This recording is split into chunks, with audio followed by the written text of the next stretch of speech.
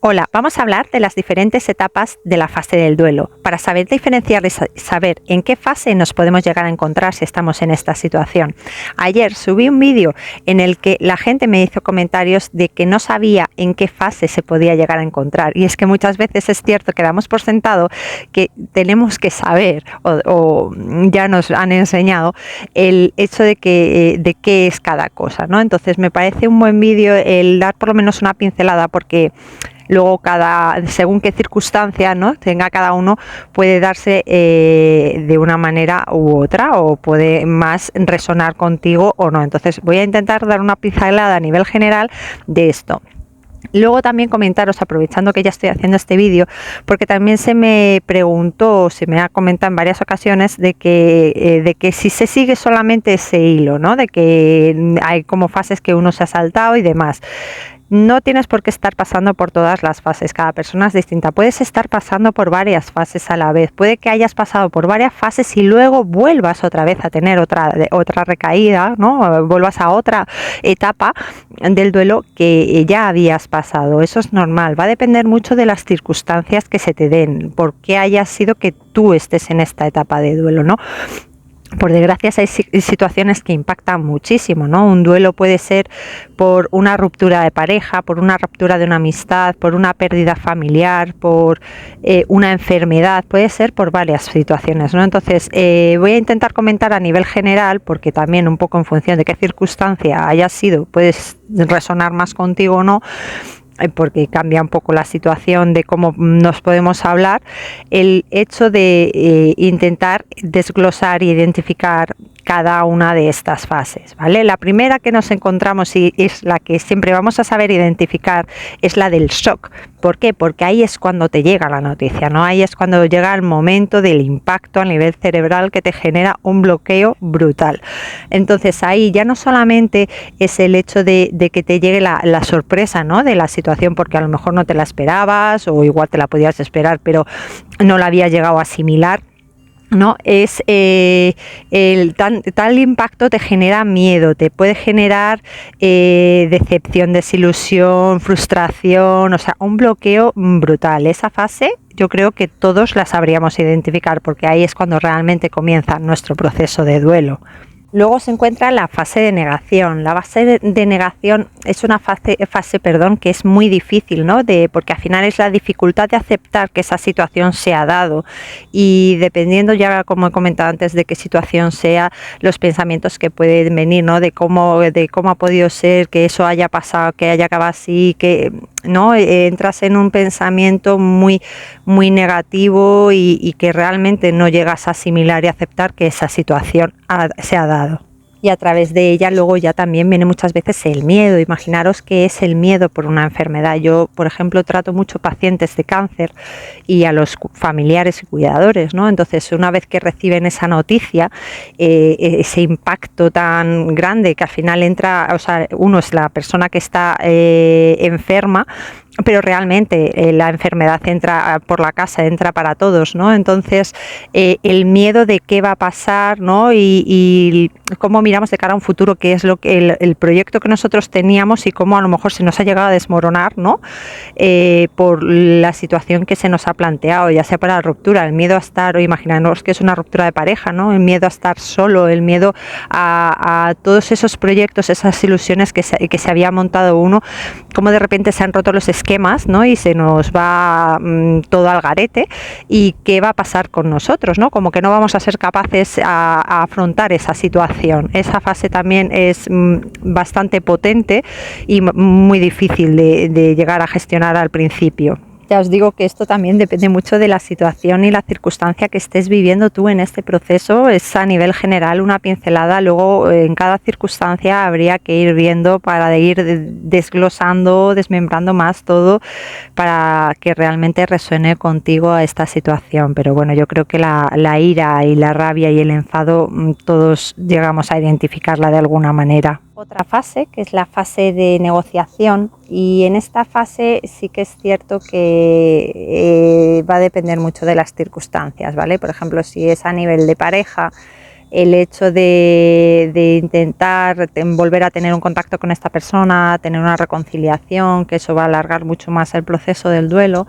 El prometer que va a cambiar, que esto no va a ser así, que va a aprender, que va a corregir los errores de uno mismo, ¿no? Si es en un proceso de enfermedad, intentar como dar la vuelta y decir, bueno, venga, esto ha pasado, pero podemos intentarlo, seguir adelante, ¿no? O sea, intentando como aceptar de alguna manera la situación que tenemos y que estamos afrontando. Luego viene otra fase, que es la fase de depresión. Esta fase es muy compleja y es muy difícil, porque al final nos sentimos incapacitados, ¿no? Nos sentimos como que ya nada va a ser como antes, nos sentimos impotentes, frustrados y al final el intentar ver las cosas de una manera positiva nos cuesta más, ¿no? Pensamos que no merece la pena nada, no merece la pena la vida, no mereces la pena tú, la situación que se te ha dado pues que no es merecedora de nadie, que eso es cierto, obviamente esas circunstancias pueden pasar y para nadie es merecedor de estar pasándolo mal, ¿no? Es una fase muy difícil y ahí uno se puede quedar estancado muchísimo tiempo. Si fuese, por ejemplo, a nivel de pareja, el hecho de pensar que ha sido la mejor etapa de su vida, que no va a volver a encontrar nadie como esa persona, que incluso a culpabilizarse uno mismo, ¿no? De decir, es que la culpa la he tenido yo si yo hubiese hecho esto y no hubiese hecho esto otro, ¿no? Aquí ya vendrían los ISIS también y al final uno se va hundiendo un poco más, al final va machacándose uno mismo, dejando su autoestima mucho peor y es una fase bastante compleja. Hay que intentar remontarla y ya aseguro yo que se puede remontar. Os animo a todos los que estáis pasando por esta fase para que sepáis que se puede. Yo he estado en unas situaciones muy complicadas en mi vida y ahora estoy en una fase plena. Si veis que se os hace mucha bola de que no podéis avanzar solos, no tengáis miedo nunca a pedir ayuda, ya sea ayuda a amigos, ayuda a un profesional, ayuda a tu médico de cabecera. Estas fases son muy delicadas y la gente la palabra de depresión muchas veces se la toma a la ligera. Es cierto que yo acabo de decir que se sale y se sale, de verdad, se puede salir. Obviamente hay que tener la actitud y la intención de querer hacerlo. Muchas veces sé que cuesta, pero al final se consigue. Si luchas y te pones fuerza de voluntad y muchas veces te exiges, ¿no? Te tienes que coger y obligar a hacer ciertas situaciones para ir cambiando un poco el chip, al final se acaba saliendo de ahí. Así que os animo mucho, si os encontráis en esta fase, si no podéis solos, a pedir ayuda, porque muchas veces no se puede hacer las cosas solo. Yo esto muchas veces hago la metáfora con un vehículo, ¿no? Con un coche. O sea, si tú un Ferrari no lo arreglas en X tiempo, me da igual, 10 años, al final cuando levantas el capó el Ferrari está hecho una patata, ¿no? Entonces hay que mirarse mucho uno, hay que cuidarse mucho uno y al final pues tú el vehículo lo tienes que llevar a un taller a que lo arreglen. Pues a lo mejor tú necesitas ese empuje, esa ayuda para poder llegar a salir de ahí si ves que estás intentándolo tú solo y no puedes. Así que te animo a ello.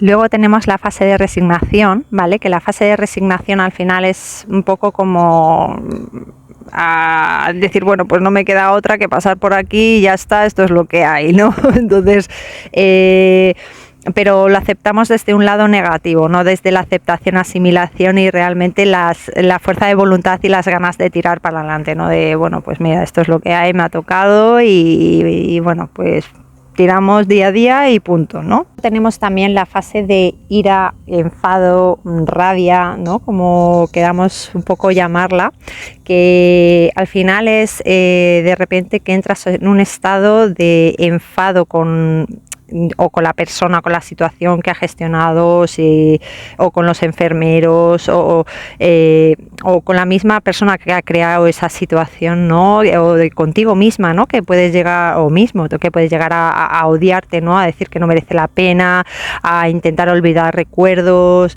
a intentar culpabilizar o culpabilizarte, ¿no? Entras en un proceso de explosión, como si fueses un volcán en erupción, porque porque necesitas sacar todo eso que llevas dentro y al final culpabilizar a la otra persona como que se nos hace más sencillo, o culpabilizar nosotros mismos porque no llegamos a aceptar ciertas situaciones se nos hace más sencillo, ¿no? Que tener una responsabilidad afectiva ante ciertas situaciones. Y bueno, digamos que el foco es más el enfadarse y el culpabilizar, el intentar apartar, el no querer ver realmente tampoco esa situación, ¿no? Y muchas veces ya de la resignación pasamos a la aceptación. Hay veces que no pasamos por la resignación y pasamos a la aceptación. La aceptación es que ya hemos superado o estamos en la parte final de superar nuestro duelo. Es la forma de poder coger y ver y descubrir que realmente la situación ya ha pasado, que ha sido todo un aprendizaje, de que al final hay que vivir en el presente y no en el pasado, y muchas veces es aprender a vivir con ello, pero ya dejándolo un poco más de lado, ¿no? Aprendiendo a soltar esa situación, que eso no significa olvidar, porque esas cosas no se olvidan, pero ya puedes hacer más tu vida, tu día a día, y seguir adelante, seguir avanzando en nuestra vida. El hecho de distanciarnos un poco más emocionalmente de esa situación para vivir nuestra vida de otra manera. Esa fase es ya cuando uno se empieza a encontrar mucho mejor, más aliviado, y eres más capaz de enfocar emocionalmente las cosas y dar más sentido a tu vida. En el dibujo os pongo otro, que es encontrar de nuevo el sentido a la vida, ¿no? El hecho de bueno, volver a tener esa pizca de felicidad, ¿no? De ganas de vivir, de ilusión por las cosas que te ofrece la vida, ilusión por esas pequeñas motivaciones que al final vas despertando, que antes tenías dormidas, y luego ya es la de volver a vivir, ¿no? Volver a vivir, volver a encontrarte contigo mismo, encontrarte más a gusto, que eso, ya digo, no significa que hayas olvidado la situación para nada, y no te tienes que culpabilizar del hecho de poder tener tu vida de otra manera, y todo lo contrario,